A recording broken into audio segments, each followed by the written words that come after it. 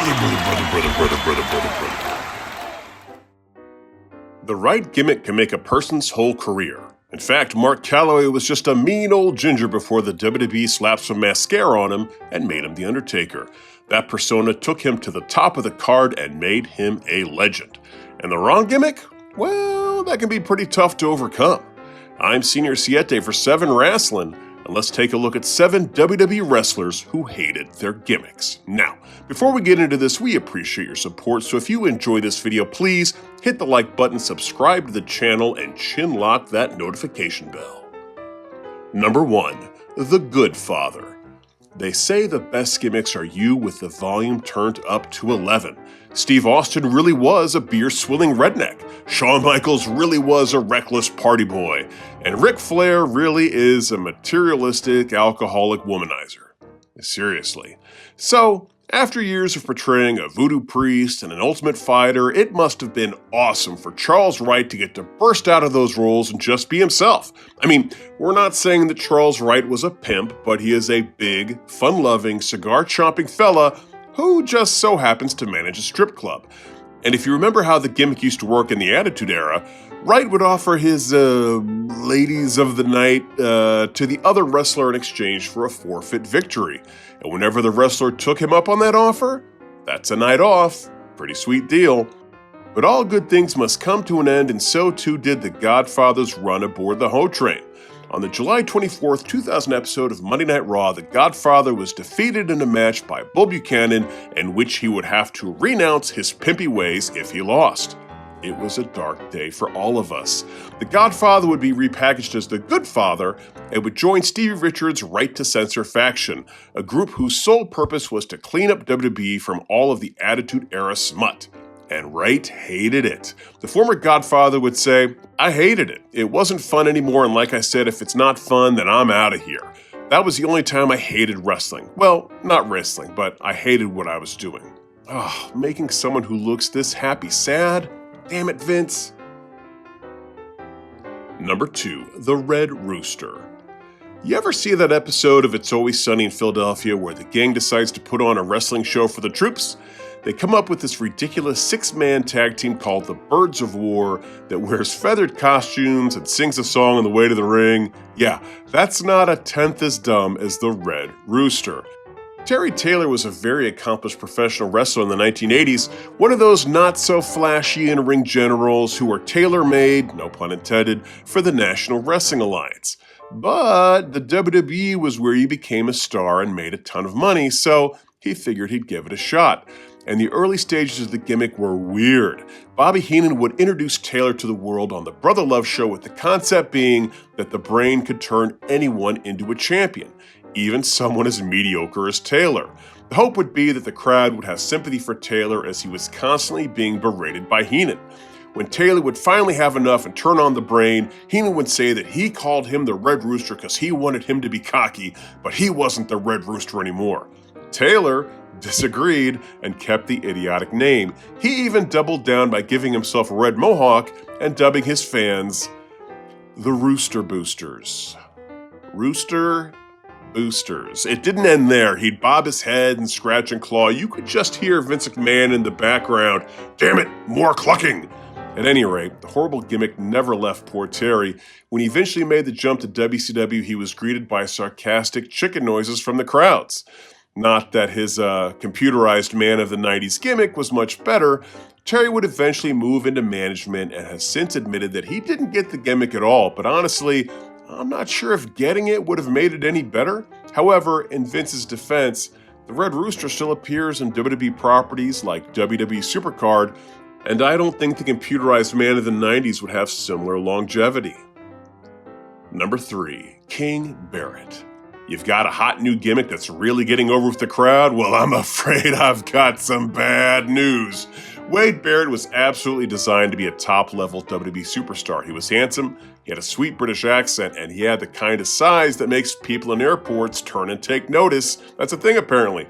Wrestling promoters love it when the talent gets noticed at airports. And he got off to a good start as the leader of the renegade group of rookies known as the Nexus. You were either Nexus or against us, or them.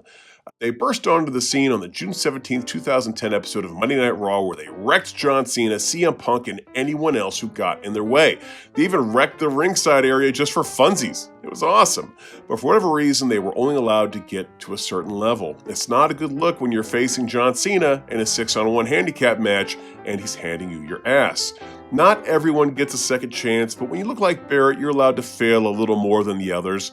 Wade would go back to the drawing board and come back with bad news Barrett. No, not this bad news. Oh, or this bad news, this one. He'd come out and every episode find a way to yuck everyone's yum. If there was something good going on, then Wade was afraid he had some bad news. And in a long line of weird wrestling things that got insanely popular, this was one of them. But we aren't always allowed to have nice things. It was probably decided that, wait a minute, this dude's British, let's make him a king. And the king gimmick does wonders for some guys and is less than wonderful for others. Barrett wasn't happy that he had to give up a gimmick that was gaining steam to become yet another dude in a crown. He would say, I told them that my contract was coming up. I told them I wasn't resigning. They tried to make a couple of offers. I told them it doesn't matter what you offer me. I need to leave. I fucking hate it here. And leave he did. You can now see him as an announcer on WWE TV without a crown. Number 4, Isaac Yankum DDS. Now this one should put faith in the hearts of anyone who's suffering under a gimmick they hate these days. Before landing the money gimmick that is The Undertaker's wacky brother Kane, poor Glenn Jacobs was the crown prince of terrible gimmicks. Christmas Creature, Fake Diesel, and of course, Isaac Yankum DDS. Now, Singer Siete isn't a spring chicken or a Red Rooster for that matter, so he remembers the wrestling dentist like he just sprung out of Vince McMahon's worst impulses yesterday. But I'm talking about a gimmick that was almost 30 years ago, so as a quick refresher, Jerry the King Lawler lost a Kiss My Foot match to Bret Hart, after which Bret shoved Lawler's own foot down his throat. This gave Jerry Lawler bad breath, so he went to his creepy dentist, Isaac Yankum. I yank him, you know, like you yank teeth. Friggin' genius. And this kicked off the legendary feud between the Canadian hero and the ugly orthodontist. Fortunately for the future mayor of Knox County, Tennessee, he would move on to bigger and better things shortly, but it is a well-known fact in the reporting community that if you want to enjoy a long interview with Kane, don't bring up his dental past. I mean, he'll still happily collect royalty checks for Isaac Yankum action figures, but yeah, don't bring it up. Number 5, Natalia. What? How could Natalia possibly hate her gimmick? She's been doing the same Hart family cosplay for like 15 years. Pink and black attire? Check. Sharpshooter? Check. Heart attack? Check. Canada fetish? Check. Bret Hart's literal theme song? Check and check. Honestly, save for the occasional addition of cat ears, it's the same shtick. Except when the WWE decided to add a little nuance to her gimmick by giving her character constant, horrible gas attacks. Pre-game workouts? Farting. Chatting with her husband? Farting. It was even so bad that a referee couldn't check for a submission in the sharpshooter due to the pungent odor of, you guessed it, farting. And this gave her coworkers a chance to stretch their acting chops. Satina Morella really seemed grossed out. There's Eve Torres. Poor Hornswoggle dropped dead. Good times. Anyhow, it was all worthwhile as it allowed the WWE and the International Foundation for Gastrointestinal Disorders to raise awareness for IBS. Just kidding. No, they just did it for the fart jokes. And in Natalia's defense, she did her best, what was an awful gimmick. But it was clear that this wasn't going anywhere. It wasn't going to make her any more popular. Her Uncle Smith Hart would say, I am appalled by this ridiculous flatulence gimmick given to my niece Natalia. Anyone who knows Natalia knows she is radiant, an incredibly inspirational person deserving of so much more. It's true. That's the thing with that gimmick, though. It stinks. Stinks. I'll be here all week. Number 6, Dean Douglas. There's a lot of talk in entertainment about selling out, where you give up your artistic vision in order to make a quick buck. Just kidding. Nobody worries about selling out anymore. Get that bag. But back in 1995, it was a very real conversation in the sports entertainment industry. You could be a real wrestler and ply your trade in Extreme Championship Wrestling, or you could join the circus and let Vince McMahon turn you into a wrestling race car driver, or plumber, or dentist. Yankum. So, imagine being the face of the ECW revolution, the guy they literally call the franchise, and leaving it all behind to become a meanie pants teacher named Dean Douglas. We've said this before, every heel gimmick from this era was just something Vince hated. He gets an audit, Irwin R. Shyster. Car Toad, Repo Man. So of course, Dean Douglas was Vince manifesting his issues he had with an 8th grade teacher. Seriously. And if that wasn't bad enough, the original character was sold to Douglas as like a rough disciplinarian, something he could use his former franchise ways to get over. Once it was in the system, it turned into wacky grades, a monotone voice, and a paddle. Don't pose for the hard cam? Ooh, that's a paddling. Between the loss of his badass persona and credibility, the lack of money the guys were making back in that era, and a run-in with the Clique, Douglas was back in ECW in less than a year. Number 7. AJ Styles. Not many people make it from the outside of the WWE to the inside of the WWE without any notes.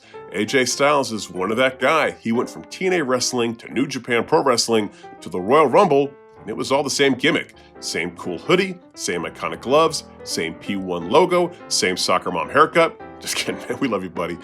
Same thing with Samoa Joe. Same thing with the American Nightmare Cody Rhodes. And the reason is because when it ain't broke, don't fix it. Now, don't get us wrong. WWE has been known for fixing gimmicks that weren't broke, but they realized that AJ was the real deal.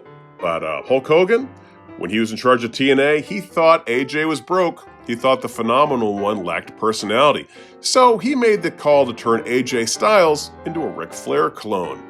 Because the hardest partier in wrestling history, the scourge of pizza restaurants everywhere, that's what you see when you see AJ Styles. And to AJ's credit, he went all in. But to hear Eric Bischoff tell it on his 83 Weeks podcast, the thing that impressed me about AJ was that you could see that he hated it. He hated it. You could see it on his face, you could hear it in his voice, you could smell it on him. He hated it.